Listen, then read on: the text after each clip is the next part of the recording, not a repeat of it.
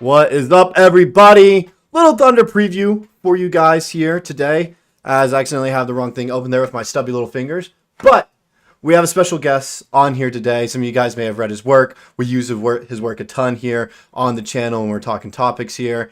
Ladies and gentlemen, Clemente, go ahead, give it up for yourself. People don't know who you are for some reason, even though they should at this point.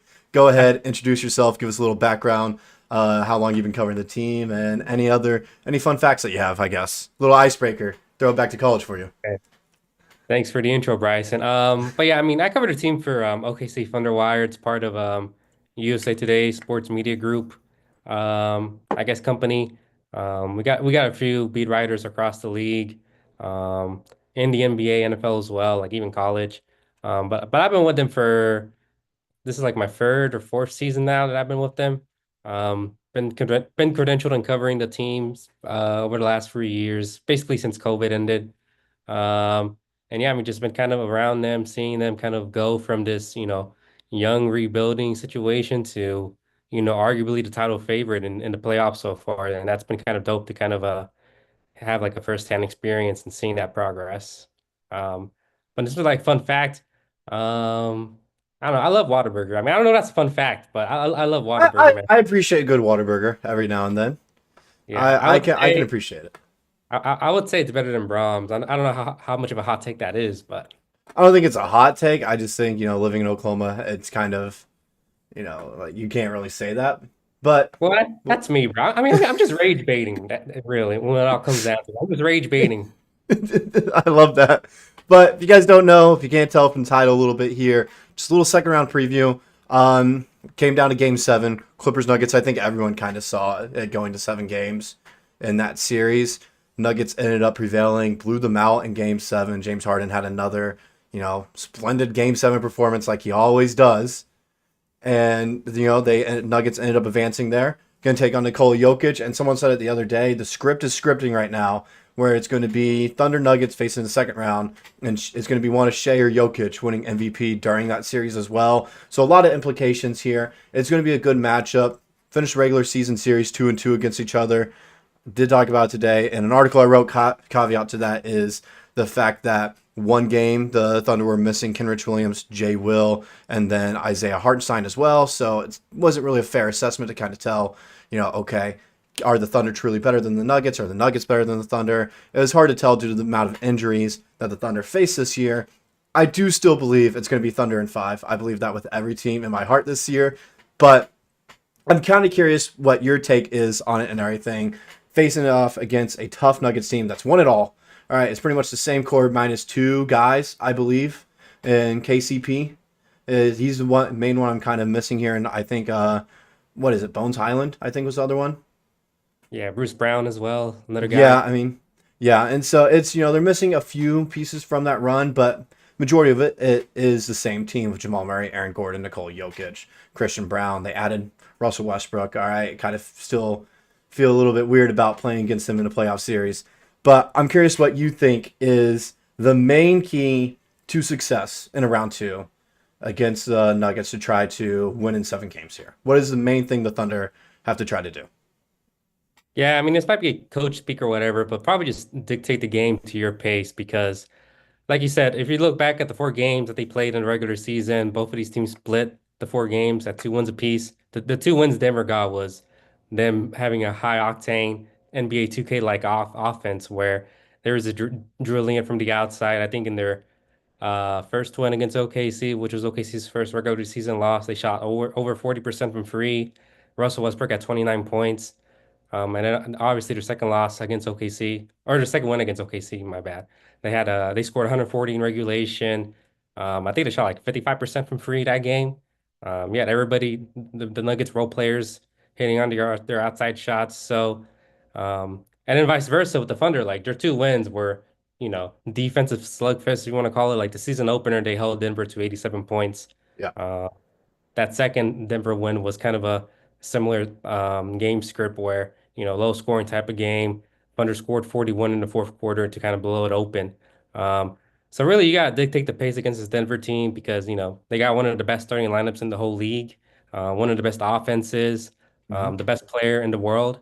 Um, so if, if you're gonna beat this team 4 times out of 7, you gotta really bog it down.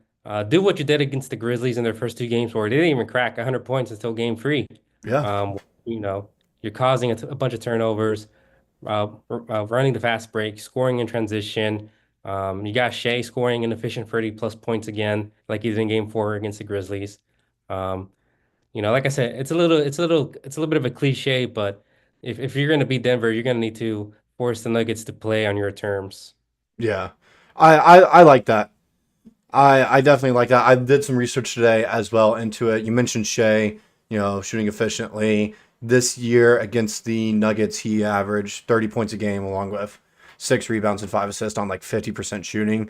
But his 3-point shot was not good in the series whatsoever. It seems like they kind of eliminated him from that. I believe he shot 28% in the series. I know one game he shot 2 of 11, and that was a loss against the Nuggets when he shot that number. So it was just one of those things looking at it. And I talked about it today, the 3-point shooting. You have to try to get that going. The Thunder shot a combined at 30% from 3 against the Grizzlies. They ended up sweeping, yes. But if you do that against a Clippers team, do it against the Nuggets, do it against any other team, I believe, in the Western Conference in the playoffs this year, you probably don't win. You probably don't sweep. If Jaw's healthy, if he doesn't get injured, they might have taken one of those games because of those shooting numbers. I believe that's the big thing is you have to get the 3-point shot going. I'm not saying Denver's a great perimeter defending team. All right. It's not like Nikola Jokic is going to lock down Chet out on the perimeter. I believe Chet will do great in that matchup right there. I believe Hartenstein can do his job in guarding Jokic as well. I'm just saying as a whole, with the wide open shots, they weren't falling against Memphis. You got to find a way to knock him down against Denver if you truly, if you want the sweep. I think you still win in 7 games, but it's going to be close. You're going to have a lot of doubts going into it, and it raises some concerns of, okay, what's going on? Why is our 3-point shot not falling now? No, yeah, and like you said, it also helped that Memphis was a worse outside shooting team that Yeah, series. I think they're like 16th or whatever. They only shot like 30% from free. And like I said, I just don't think you're gonna be afforded that luxury against a Denver team that's shown that they could, get hot from free. I think most of the role players shot a pretty good percentage against the Clippers, besides Christian Brown. I mean, you saw Russ hitting some big time frees in yeah. game 5 and game 7 as well. So, um, the Thunder spent all year kind of, preparing for the role players to show up with their outside shooting. Like Mark talked about it all the way back in training camp, how they want guys like Wiggins and J-Dub and Joe to take, maybe more difficult 3-pointers in your standard catch and shoot Yeah. variety just for these moments. And for one series, it hasn't been there, but it hasn't costed them either yet because, like you said, they ended up sweeping the Grizzlies. They haven't lost in the playoffs yet. So you're gonna need those guys to, you know, cash in on their outside looks because with a guy like Shea, he's going to be attracting, most of the attention of the defense. Where when he drives, you're going to see guys collapse, and he'll be able to kick out to guys like Joe, Wiggins, Caruso, Wallace, where you just got to hit your open looks, basically. Yeah, you summed it up right there. You got to hit your open looks. I think that was one of the big problems that we saw in that series was just open looks not falling, and that's very weird for a Thunder team to do that. Thunder team last season in the 2024 regular season had the best 3-point shooting percentage amongst all teams. Also thought it was interesting they shot some of the least amount of threes as well. When you looked at it, there is like you mentioned they were taking the open shots and they're knocking them down. Now this season, Mark wanted them to take a little bit more difficult shots, and it's like, hey, high volume shots. Take your high volume shots when you can right here. If you think you're going to knock it down, go ahead, knock it down, shoot it. He's pretty much giving a lot of people the green light. We saw with Hartenstein. He had the green light for a little bit there. They have confidence in their guys and knock them down when they're wide open. I don't think that's going to go away whatsoever. If they aren't falling though, and they're going to keep shooting these wide open shots, even though they're clearly cold, it could spell doom. But moving away from that to stop being a Debbie Downer for myself here, I want to talk about Jokic because you mentioned he's the greatest basketball player in the world, and I think it's easy to say that when you look at what he does night in and night out, averaging a triple-double. He's done this for the past few seasons now, it feels like. He's willing this Nuggets team to the playoffs every year now. They're getting older. They're getting, I don't want to say worse, but they haven't gotten better in recent years after they won that championship in 23.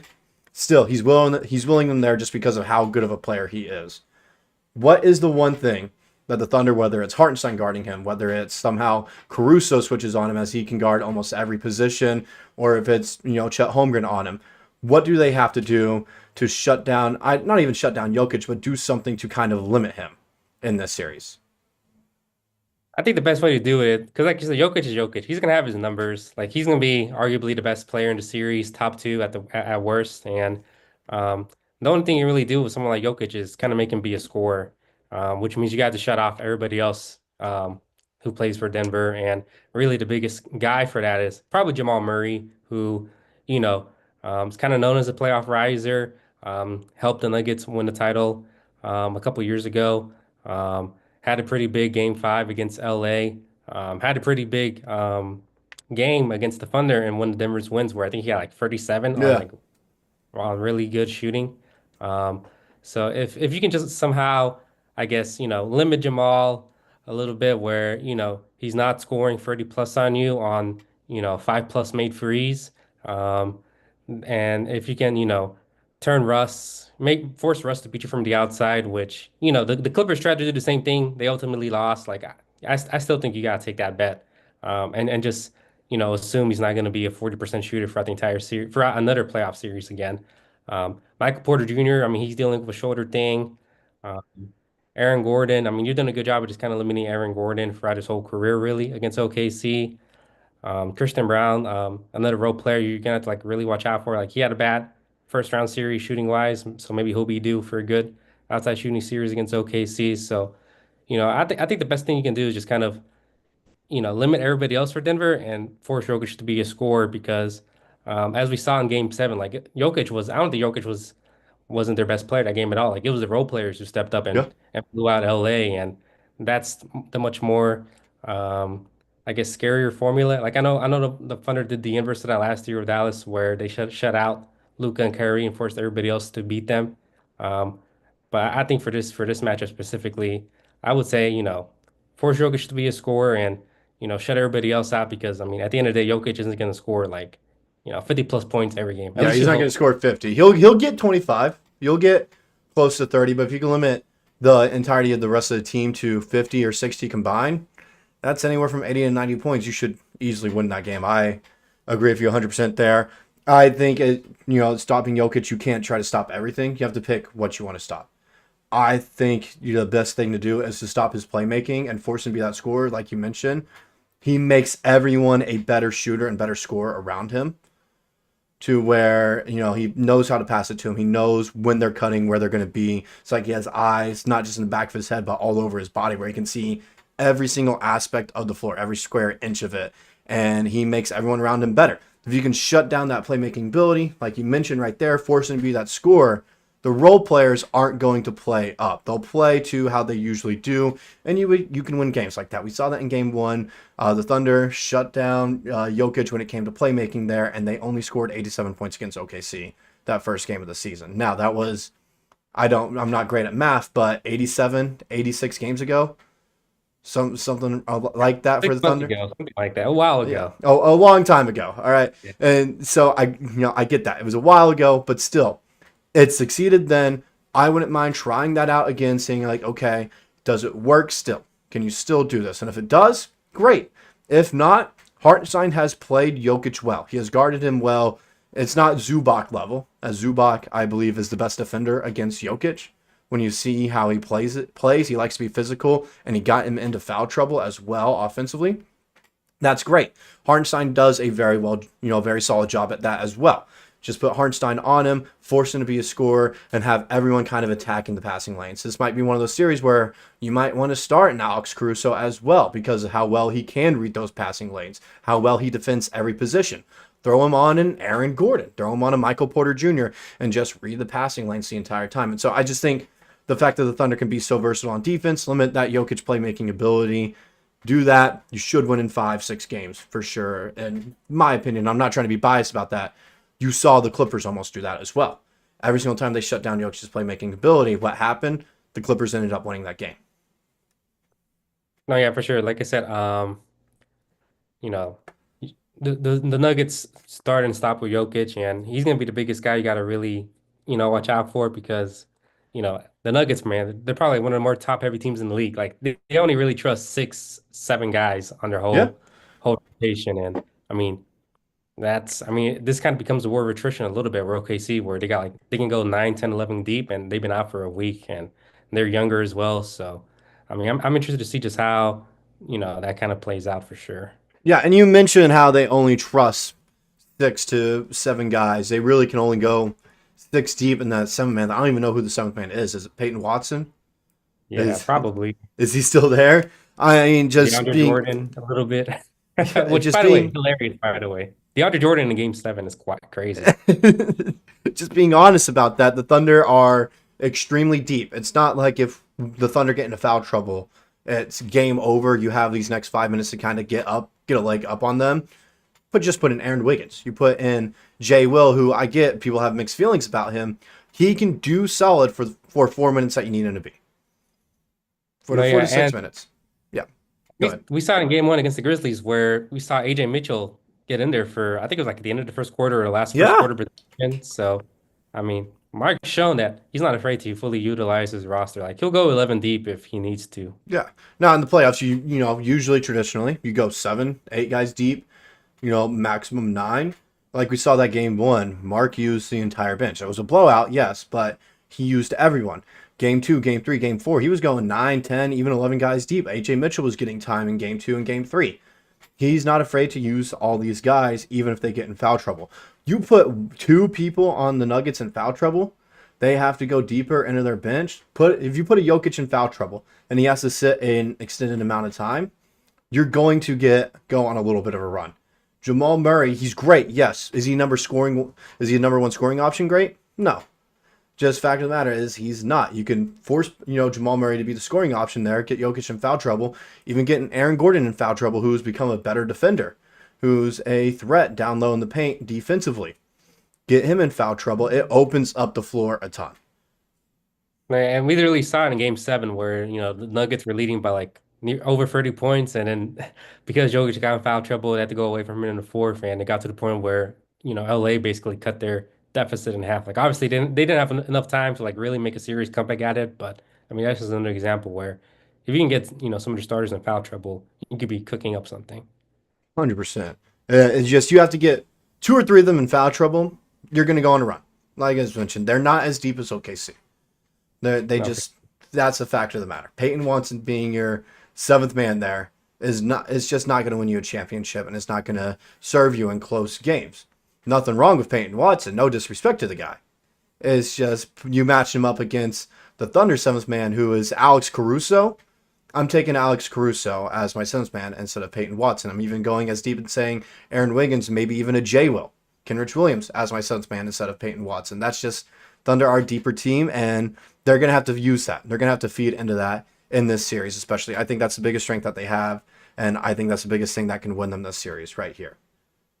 no, easily for sure. Especially the fact that Denver's literally going to play every other day for like 2 free straight weeks of high intensity playoff basketball. And, they don't have the youngest roster either. Like a lot of their guys are like in the late 20s, 30s. And it's like, I mean, it kind of adds up after a while.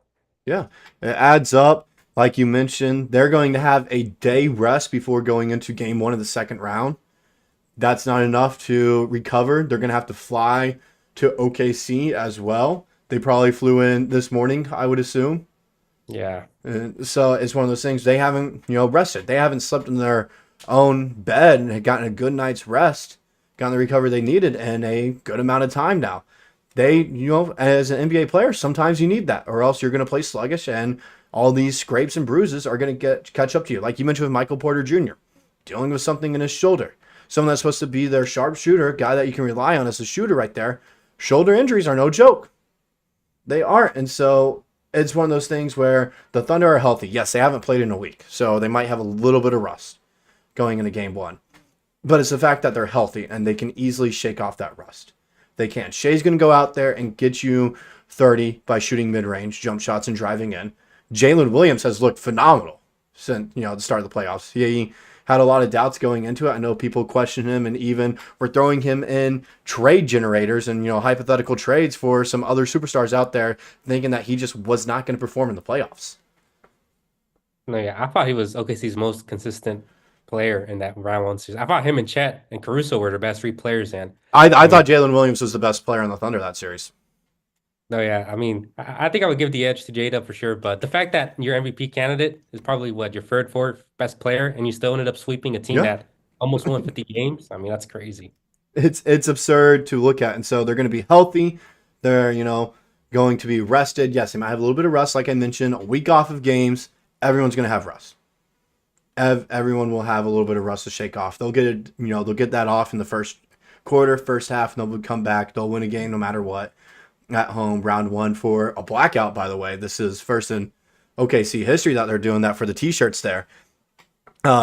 But like I mentioned, they're going to be healthy. The Nuggets are dealing with a ton of injuries. I think this is pretty much a for sure. I don't want to say for sure win and jinx us. I'll knock on wood here real quick. But I am extremely confident that the Thunder can win in 5 games with everything that we've seen so far. Yeah, I mean, I picked OKC in six for sure, but I was definitely thinking about five. I was only giving them win six, but yeah, I mean, they're the favorite in the series. They're one of the best regular season teams ever. They dominated their round one opponent. Um, I mean, they're the title favorite for a reason. So, um, Yeah. I they're saw that the opening odds were at minus 900 for them to win the series as well.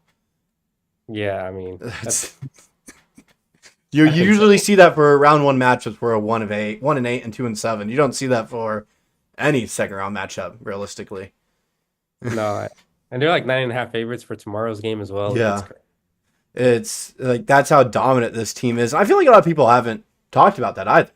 This is one of the most dominant teams we have ever seen in NBA history, and yet it doesn't really get talked about, I guess. I don't want to say it doesn't get talked about, but it doesn't get the recognition that it should deserve. Fifth best record in the regular season all time, and yet it kind of got swept under the rug. No one talked about it, and I feel like at this point is after that last season, making it to the second round, being the 1 seed, being the youngest 1 seed in NBA history, now being the second youngest 1 seed in NBA history again, now having a better record, is kind of expected to go out there, handle business, and make the finals now. Yeah, I think all of us locally at least, have gotten a little bit numb to it. But with just the amount of wins they get, it's just ridiculous. It's surprising when they don't win by like double digit points. Uh, That's how I feel. I remember there was a win at midway through the season. I can't remember which team it was, but they won by 30 points or so. It might have been the Wizards, and everyone was like, "Oh my god, they destroyed the Wizards." Shea only played like 22 minutes that game, and they still won by this much. I was like, "It's kind of normal at this point, I guess." It's like you said, get numb to it. It's like, yeah, it's expected at this point. It's expected of Thunder to beat every single team besides 3 or 4 in the NBA by double digits. yeah, like I said, I just hope people don't get lost in the fact. Like I just hope people don't are just too focused on the ultimate goal of winning championship that they can kind of like realize like what's happened so far this season. Yeah. Yeah, we had someone in our chat mention as well, Matthew Lyons. He said this a couple of times. The only team that had a better net rating than the Thunder ended up winning 3 championships in a row. And the net rating thing kind of throws me off all the time. Yeah. I I mean, didn't expect that, especially with how I don't want to say his defense fell off in the second half. Wasn't as dominant, but it was still one of the better defenses we have seen in recent history.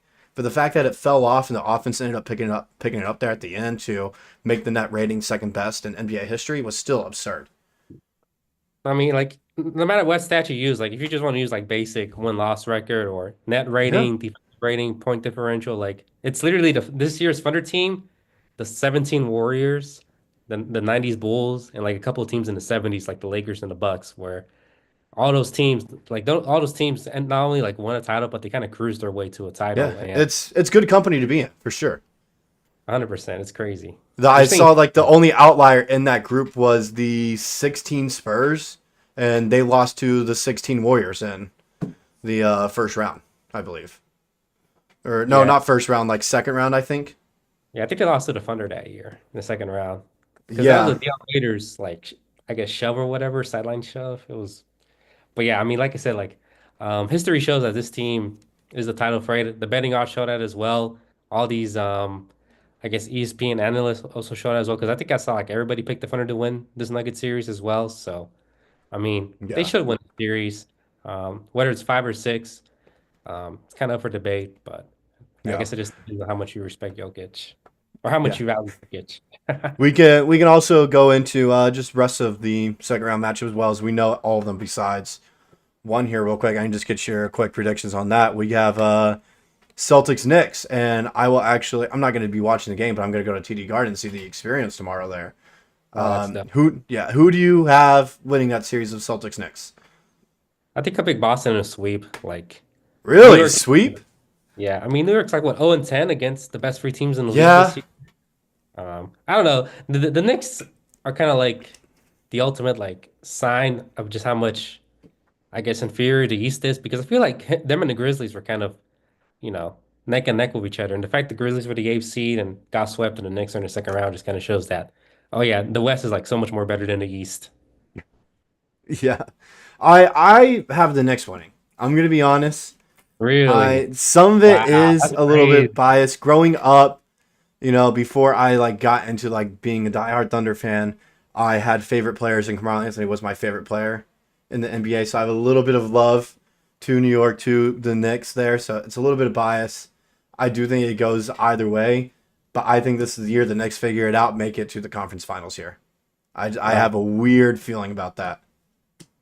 hey, I mean, I think you're the first person I've seen who's picking New York, whether it's, reading an article or like listening to a podcast or whatever. You're the first person I I that can't describe it. I can't. Like there's something about it that I just have it's one of those strange gut feelings. I have this wow. strange gut feeling that Cat is somehow going to average 30 in this series, being guarded by a Kristaps Porzingis who's constantly getting banged up now, along with Al Horford who's getting older and constantly getting banged up. That's my whole thing with it. It's going to be Cat running that show, and you're going to forget Brunson and Josh Hart are there, where this explosion, this offensive power that they're going to end up having against the Celtics is going to shine a little bit. Every player on the Celtics is banged up. They've had a little bit of rest now, yes, but they're all banged up. They've all been dealing with injuries this entire season and with the postseason early on there. That's kind of my reasoning why. No, yeah. I mean, it sounded like Jalen Brown's probably gonna have like off-season surgery or whatever. He's like Yeah. battling through some stuff with his knee. But I mean, it's one of those things where like if you're wrong, it's kind of whatever. But if you're right, Yeah. you look like a genius. If So I look like a genius, yeah. All right, I respect. Cavs Pacers. I think this one's easy. That we know who's. Yeah, I pick Cleveland. I'll go to Pacers a game. Cleveland in five. Yeah, I have Cleveland in 5 as well. I think Tyrese Halliburton and the whole crew over there can end up taking one from Cleveland, and Indiana. I think that can happen for sure. Other than that, though, I don't see them making it a fight whatsoever. Cleveland will be up 2-1 after Game 3, and then they'll just handle business from there on out, and they'll blow them out in Game 5. And No, then go ahead. I was just gonna say like I mean, it kind of feels like we've been on a collision course for Cavs Boston for most of the season in the It East feels Finals. like that. It's been feeling like it's been a collision course for like Cavs Thunder for the finals. I see a bunch of people talk about that the entire time. It's like, look, this is what the universe is shaping it up to be when you look how dominant they were in the regular season. No, yeah, for But sure. final one, we're gonna know who the matchup is after tonight between Rockets and Warriors, but it'll end up being Timberwolves, which I did say the Timberwolves were gonna beat the Lakers. I will go ahead and say that. But Okay. Timberwolves against Rockets or Warriors, since we don't know who it is yet, you can tell me who you have for each one, whether it's, Timberwolves Rockets or Timberwolves Warriors. You can tell me which one you think it'll be. I think I'm leaning towards Minnesota against either team. But I feel a little bit better about Golden State than I do Houston Yeah. in terms of beating Minnesota. But I don't know.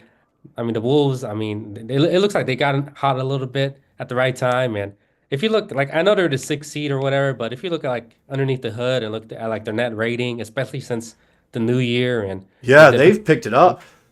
yeah, I mean they've been playing like a top five team. It's just that their record doesn't reflect it. Hasn't reflected in the It's regular just season. that first half.